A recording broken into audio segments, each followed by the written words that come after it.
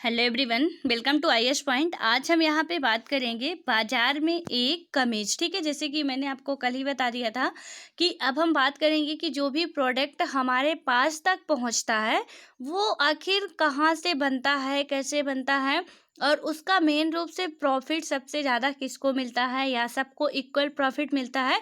इन सारी चीज़ों को आज हम लोग यहाँ पे समझेंगे। ठीक है, तो यहाँ पे कमीज का एग्जाम्पल देके हमको समझाया गया है कि किसी भी मार्केट में जब हम एक कमीज लेते हैं तो वो फाइनल रूप से हमको बनी बनाई कमीज मिलती है, बट क्या वो पहले से ही ऐसी होती है या उसके बीच जो बनने की प्रोसेस होती है वो कैसे होती है। तो ये सारी बातों को यहाँ पे समझाया गया है। ठीक है, जो आज अध्याय 9 है और इसका जो हमारे 7th क्लास के एनसीईआरटी का लास्ट अध्याय भी है। तो यहाँ पे इसके बारे में हम लोग आज अच्छे तरीके से समझेंगे। ठीक है, लेकिन उससे पहले इसके इम्पॉर्टेंट कीवर्ड लिखेंगे जो कि हमारे लिए बहुत इंपॉर्टेंट होते हैं और हम लोग क्या करते हैं, हमेशा पहले उसको ही लिखते हैं। ठीक है, तो यहाँ पे जो भी इम्पॉर्टेंट कीवर्ड है आप लोग अपनी नोट्स और पेन ले लीजिए और इसको जो जो मैं बोल रही हूँ आप इसको अच्छे तरीके से अपनी नोट में नोट कर लीजिए। ठीक है, तो यहाँ पे क्या है, जिनिंग मिल, उसके बाद है निर्यातक, उसके बाद है मुनाफा। ठीक है, तो आप पहला पॉइंट क्या डालोगे, जिनिंग मिल। उसमें हमको क्या लिखना है, वह फैक्ट्री जहां रुई के गोलों के बीज अलग किए जाते हैं, यहाँ पर रुई को दबाकर गट्ठर भी बनाए जाते हैं जो धागा बनाने के लिए भेज दिए जाते हैं। ठीक है, यानी कि जब हम अपना चैप्टर पढ़ेंगे तो वहाँ पे जिनिंग मिल करके आएगा, तो आपको यहाँ पे ये समझाया जा रहा है कि जिनिंग मिल का मतलब ये होता है मिल है। ठीक है, तो वहाँ ये जो फैक्ट्रियाँ होती हैं जहाँ पे क्या होता है कि रुई के गोलों के बीज अलग किए जाते हैं। ठीक है, हमको आपने शायद देखा होगा कपास का पेड़ यदि वाइट कलर का होता है उसमें क्या रहते हैं, बहुत सारे उसमें ब्लैक कलर के ना दाने रहते हैं, उसको क्या करते हैं, अलग किया जाता है और रुई में वो फंसे रहते हैं, यानी कि जो भी कपास होता है उसमें वो लगे रहते हैं, तो उसको निकाला जाता है। ठीक है, तो ये जो दाने होते हैं वो कहाँ पे निकाले जाते हैं, जिनिंग मिल में ही क्या किए जाते हैं, अलग किए जाते हैं।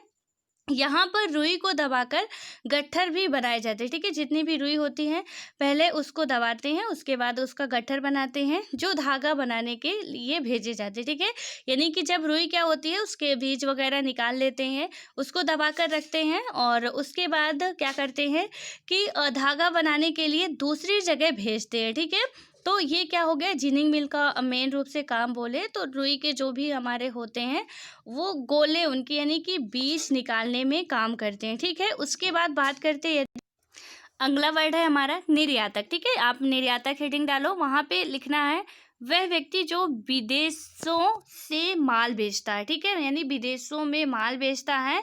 तो यहाँ पे निर्यातक का मतलब क्या हुआ, निर्यात का मतलब कि निर्यातक का मतलब तो ये हुआ कि वह व्यक्ति जो विदेशों में माल बेचता है। ठीक है, और आपने सुना होगा निर्यात और आयात।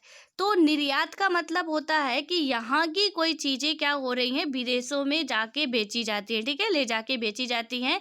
यदि कि यहाँ की कोई भी चीज़ हमारे इंडिया में उत्पादित की जा रही है और विदेशों के लिए ये क्या की जा रही, भेजी जाती है, जिसे हम क्या कहते हैं, निर्यात कहते हैं। ठीक है, लेकिन वहीं पे क्या होता है, आयात एक वर्ड है। ठीक है, आयात का मतलब होता है कि जो भी बाहर से चीज़ें बन रही हैं वो हमारे देश में आती है। जैसे आपको पता है कि जो भी हमारा पेट्रोलियम है वो कहाँ से आता है, डीजल पेट्रोल, वो बाहर से आता है। ठीक है, तो जब बाहर से आता है यानी कि हम आयात करते हैं, क्या करते हैं, आयात करते हैं। और जो भी हमारे यहाँ से फल सब्जी वगैरह जाते हैं विदेशों में तो वो क्या होता है, इनको हम निर्यात करते हैं। ठीक है, और इनको जो करने वाले होते हैं तो आयातक या निर्यातक बोलते हैं, यानी कि जो यहाँ से भेज रहे हैं तो वो क्या हो गए, निर्यातक हो गए। और जो यहाँ को मतलब मंगा रहे हैं, ठीक है, कोई भी फैक्ट्री वाले हुए, कोई भी सामान मंगाते हैं तो जो विदेशों से मंगाते हैं, अब जैसे कि हमारी कार ही बन रही है। ठीक है, कार कंपनी जब उसका बनाती है तो वहाँ पे कुछ ऐसे उसके स्क्रू होते हैं, उसके जो भी लगते हैं कार में, तो कुछ बाहर से मंगाने पड़ते हैं। ठीक है, तो वो लोग क्या करते हैं, चीज़ों को आयात करते हैं, वो आयातक कहलाते हैं। ठीक है, तो यानी आयात का मतलब हो गया कि जो चीज़ें हम क्या करते हैं कि बाहर से चीज़ों को अपने इधर मंगाते हैं। ठीक है, और जो चीज़ें हम क्या करते हैं, यहाँ की चीज़ों को बाहर भेजते हैं तो वो निर्यात होती है। और जो हम अपने यहाँ मंगाते हैं वो आयात होती है, ठीक है। तो आयात और निर्यात भी याद रखना है, और जो इनको करते हैं तो उनको आयातक या निर्यातक बोलते हैं। यानी कि निर्यातक का मतलब यहाँ पे निर्यात लिखा हुआ है, बट आप इसको भी लिख लेना और आयात को भी निर्यात को भी, ठीक है। क्योंकि आयात और निर्यात भी बहुत इंपॉर्टेंट है, कभी कभी पूछ लिया जाता है, और हम हमेशा सुनते भी हैं कि कोई भी चीज़ आयात की जा रही है या निर्यात की जा रही है, तो ये क्या चीज़ है, ठीक है। कि हमारा यहाँ का जो जितना भी है, आपको पता है कि हम ज़्यादा से ज़्यादा चीज़ें आयात करते हैं, निर्यात नहीं कर पाते, ठीक है। तो ऐसा क्यों है? चीन ज़्यादा से ज़्यादा चीज़ों का हर एक देश में क्या करता है? निर्यात करता है। यानी कि चीन की, आपको पता है किसी भी कंट्री पे आप जाओगे, बहुत उसका सस्ता प्रोडक्ट होता है। आप देखते हो कि हमारे आपके सबके घर में होगा चाइना प्रोडक्ट, ठीक है। हालांकि अब तो हर एक चीज़ पे बैन लग रहा है, उसका बहिष्कार किया जा रहा है, लेकिन अभी भी कहीं ना कहीं देखें तो हम चारों तरफ से चाइनीज माल से ही घिरे हुए हैं, ठीक है। तो हमारे घर में जो ट्रे है वो चाइनीज है। जो भी शोपीस की जितनी भी सामान होते हैं, सस्ते होते हैं, टिकाऊ भी नहीं होते हैं। कई सारे मोबाइल्स हैं जो कि चाइना मॉडल के हैं। तो ये सारे क्या है कि मतलब वो लोग क्या करते हैं, ज़्यादा से ज़्यादा आयात करते हैं, और हम लोग ज़्यादा से ज़्यादा क्या करते हैं, निर्यात करते हैं। सॉरी, मतलब हम लोग ज़्यादा से ज़्यादा क्या करते हैं, आयात करते हैं, और वो लोग ज़्यादा से ज़्यादा निर्यात करते हैं। दैट मीन्स कि आयात का मतलब क्या हुआ कि किसी भी प्रोडक्ट को हम क्या करते हैं, दूसरे देश से अपने देश में मंगाते हैं, ठीक है। तो वो क्या हो गया, हमारा आयात हो गया। और किसी भी सामान को अपने देश से, यानी कि हमारे देश में उत्पादित हुआ सामान हम दूसरे देश को बेच रहे हैं, वो क्या हो गया, हमारा निर्यात हो गया, ठीक है। और इसको जो करता है उसे क्या बोलते हैं हम, वह व्यक्ति जो विदेशों में माल बेचता है अपना, उसे हम क्या बोलते हैं, निर्यातक बोलते हैं, ठीक है। उसके बाद हमारा आता है मुनाफा। मुनाफे की यदि हम बात करते हैं तो यहाँ पे क्या बताया जा रहा है कि जो आमदनी हुई है उसमें से सारे खर्चों को घटा देने के बाद बचने वाली राशि, यदि खर्चे आमदनी से ज़्यादा हो जाए तो घाटा हो जाता है, ठीक है। यानी मुनाफा का मतलब समझ के सुन के ही आप लोग समझ गए होंगे।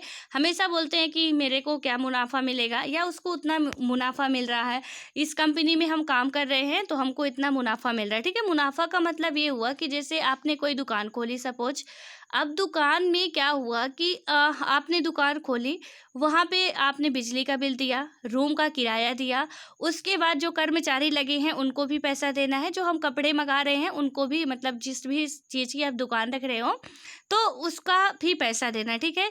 उसके बाद ये मतलब इतना सब खर्चा देने के बाद जितना पैसा बचता है, यानी कर्मचारियों को पेमेंट दिए, उसके बाद हमने क्या किया कि जो बिजली का बिल दिया, रूम का रेंट दिया, और भी जो वहाँ पे था, मतलब कि जो भी हमारे कर्मचारी थे सबका हम पूरा कर दिए, ठीक है। जो भी हम जहाँ से सामान उठाते हैं उसका भी पेमेंट करने के बाद जो हमारे पास पैसा शेष बचता है, ठीक है, तो वो हमारा क्या कहलाता है, मुनाफा कहलाता है।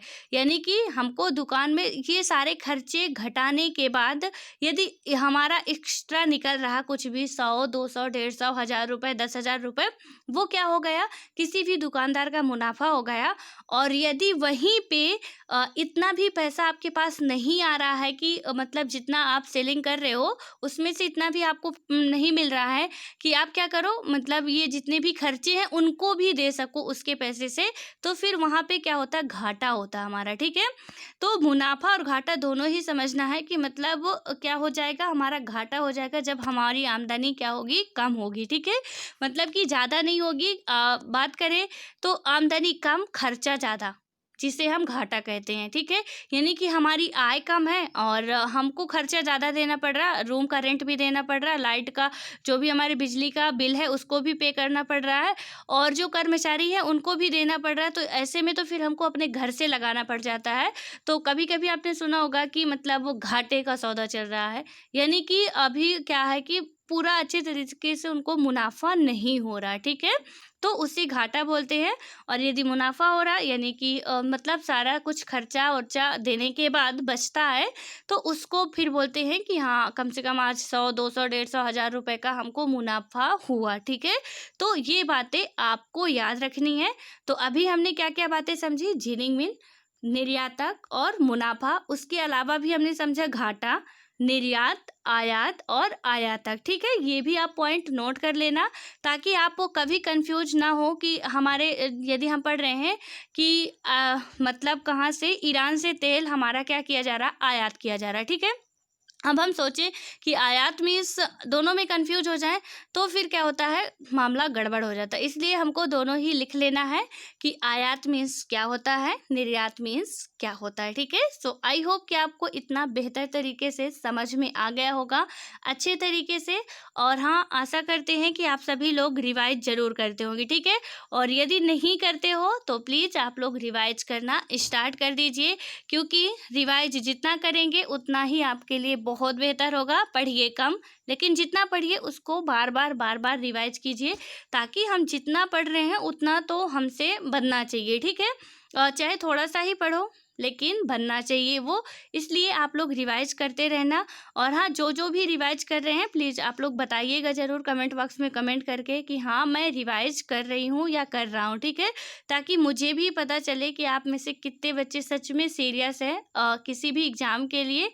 अदरवाइज कितने हैं जो बस मतलब पढ़ तो रहे हैं लेकिन हो गया, पढ़ रहे हैं। ठीक है, और कुछ नहीं है। इसलिए आप लोग बताइएगा ज़रूर कि आप में से कितने लोग नोट्स बना रहे हैं और साथ साथ रिवाइज भी करते जा रहे हैं, क्योंकि नोट्स बना के उसका हमको देखना नहीं है कि हमारी नोट्स बन गई है और रख के उसको हम उसमें रख देंगे बढ़िया शीशा वगैरह में पैक करके और देखेंगे, तो वो नहीं करना। ठीक है, सो ऑल द बेस्ट। और आई होप कि आप सभी लोग बहुत अच्छे तरीके से पढ़ते होंगे, क्योंकि ये जो एग्ज़ाम है उसके लिए हम सबको मेहनत तो करनी पड़ती है। ठीक है,